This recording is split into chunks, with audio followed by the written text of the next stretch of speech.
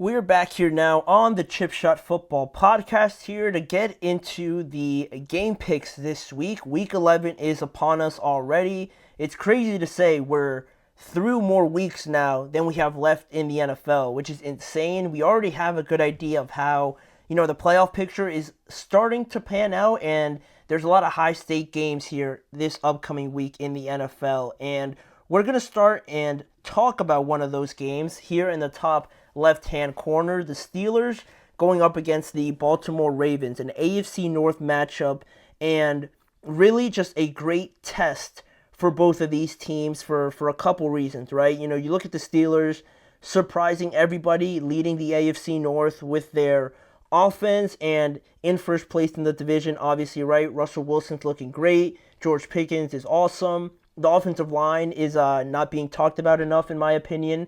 And, Mike Williams comes in and immediately makes an effect.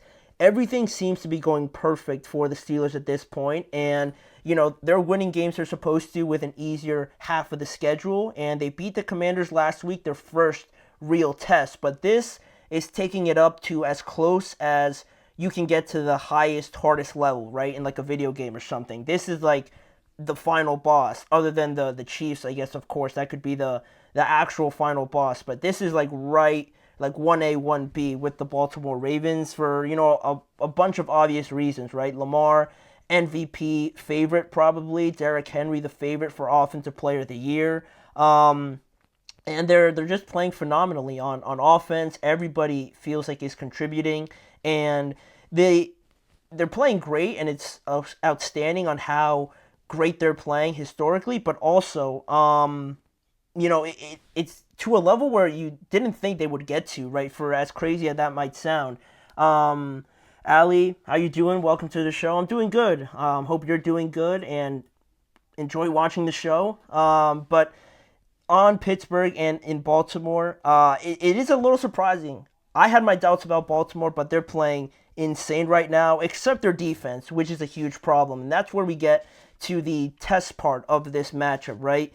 It's a great test, and I'm really looking forward to it because of the fact that you have two 7-win teams. But really, what interests me is the fact that you have Pittsburgh's offense, which is still in question, I think, by a lot of people, going up against the defense that is dead last in terms of passing, and that's been, the Achilles heel for the Steelers. So can they take advantage of that? And also, can the Ravens, on the other hand, with their top-tier offense, can they go ahead and face a top 2 to 3 defense and still have the same sort of fortune? Those two, tests will be something to watch out in this game. Ali, good to hear that I am also good. Thanks for asking. Which one is your favorite game?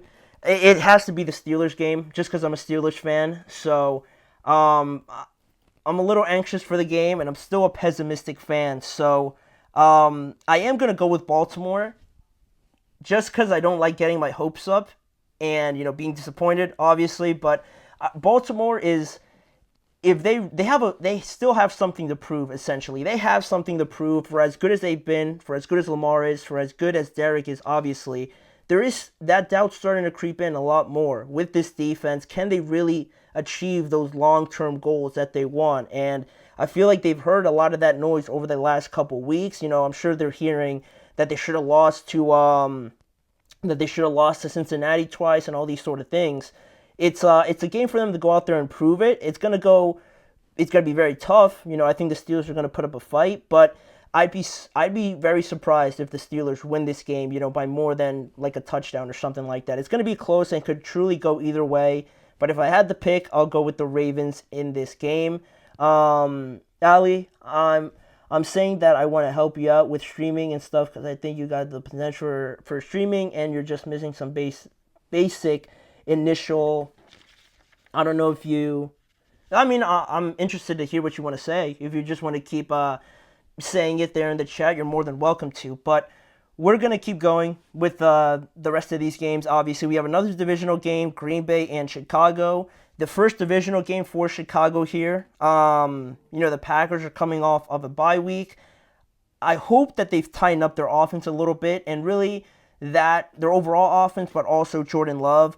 Not that I've been disappointed with Jordan Love, but I feel like there's definitely some moments where he would like to have back. I don't know how much the injury was still affecting him and all those sort of things. I know he can play better, and I know the Packers expect him to play better.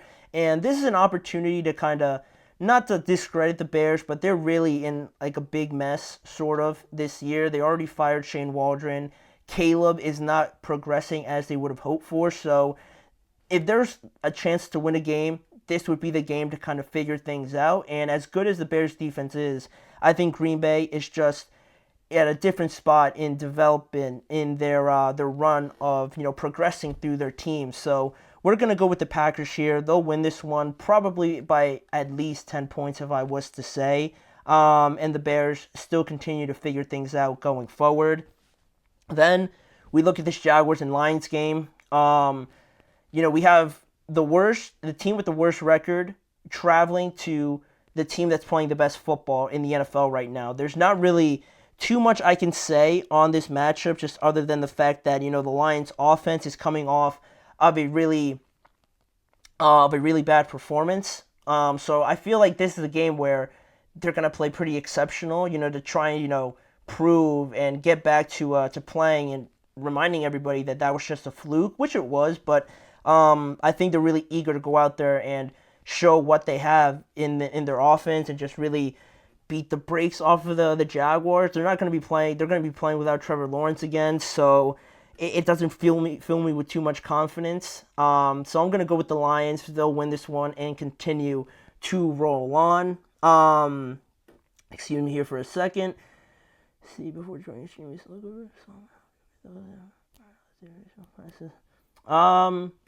I'll get back to you, Allie. But we're gonna keep going just for the sake of time here. The Rams are playing at the New England Patriots, a similar situation to the Lions, where the Rams just lost a game where they didn't score a touchdown, and I think that was a real letdown for them because they were on a good roll. Puka, Kupp were back, and the defense was playing great. They just came off of a high of, winning in overtime against a divisional opponent, and then to put on a performance like that at home, I think it's sort of like the Lions here, where they're really looking to go out there and really try and be as perfect as they can to have a performance where maybe they score like 24 plus points or something like that. I think they're really eager to do that, and they have certainly the guys to do it. But just last week they looked very sloppy. The protection wasn't really there for Stafford. They didn't let anything really develop, and the credit to Miami's defense, it was all over them. But in this game, the Patriots, if the Patriots win, it'll be the first time they've had a winning streak all season. So that kind of tells you where these two teams are right now, currently in 2024. So at that point, I think the Rams are going to win this game. They need to stay in the playoff race. They're 4-5 right now, and the Cardinals are looking legit, and the 49ers won last week. So they can't really afford to drop a game like this to the Patriots. So I'm going to go with the Rams. Then two teams that they're 2-7. Not a lot to say on them other than the fact that they're playing for different things other than contention, right? We have the Saints and their interim head coach, Darren Rizzi. Last week was his first game, and he got his first win as an interim head coach against Atlanta. That was a pretty big win for them. And Cleveland is coming off of their bye week. They're figuring a lot of things out, right? And they're sticking with Jameis Winston, obviously, because of the injury to Deshaun Watson. They just traded Darius Smith, and they traded Amari Cooper. So they're in a weird spot where they've essentially just punted away the season already. So they're playing the real long game, right? Looking past this year and seeing what this roster is going to be made of going forward. But, we have, some interesting storylines about Jameis Winston facing his former team and things like that. So that'll be something to watch for Jameis to kind of have a better game than he did last time out when they played the Chargers. So with that in mind, I'm going to go with Cleveland. I think Jameis has a better game. He'll be motivated. He'll give an awesome pregame speech against his former team, and I think Cleveland will win this game.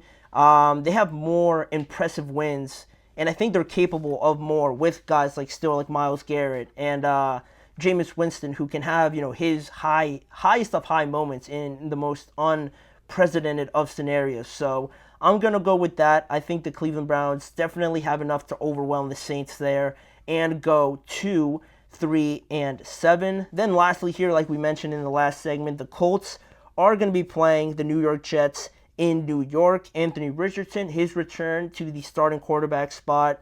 And, again, two teams that in the AFC vying for playoff contention, even though I don't think the Jets really have that much of a chance. But the Colts still are right behind the Denver Broncos, if I'm not mistaken, for that last playoff spot. So this is a game that they desperately need, but I don't think it's so much in their favor, just because the Jets, I don't know what I'm going to get with the Jets. I truly don't. But I think one thing that I feel all right about is that their home record is a lot better than their road record. And the fact that they're playing at home this upcoming week, and 2 of their 3 wins have been in MetLife, and while the Indianapolis Colts are 1-4 on the road. So because of that, because of how hot and cold the Jets have been, they are capable of putting on good performances. It just, there's a lot that depends on it. And if one thing goes wrong, it feels like everything is off. So it's not something I'm too confident in, but I'm going to go with the Jets. Their offense was unrecognizable last week, and they just didn't convert the chances that they did have into touchdowns. But against the Colts, that defense should be a little bit easier to go against than the Arizona Cardinals were. They were on a roll. They were hot. Whereas the Colts, there's been a lot of changing and turmoil there. So I think the Jets could get this one. I feel like it'll be a close game, but overall, I think Aaron Rodgers, Garrett Wilson has a big game, and they'll win at home. They'll win in Jet Life and get a win here for Week 11. But that'll do it for the first half of the Week 11 game picks. Only 6 games on today's show. We're going to finish it up tomorrow with the last 6 games and wrap it up with tomorrow's show. But for right now, we're going to go into another break, and when we return, we're going to talk about something college-related this time around. Not so much just NFL, but it does have to do with the NFL, because we're going to be talking about Deion Sanders, Shedeur Sanders, and Travis Hunter, the great season that they're having, and what Deion Sanders recently said about getting involved with the draft process for Shedeur and Travis Hunter, if and potentially when a team that he doesn't deem fit for either of them tries to draft them. What would happen in that scenario? He spoke on it recently, and we're going to react to it when we return after this break.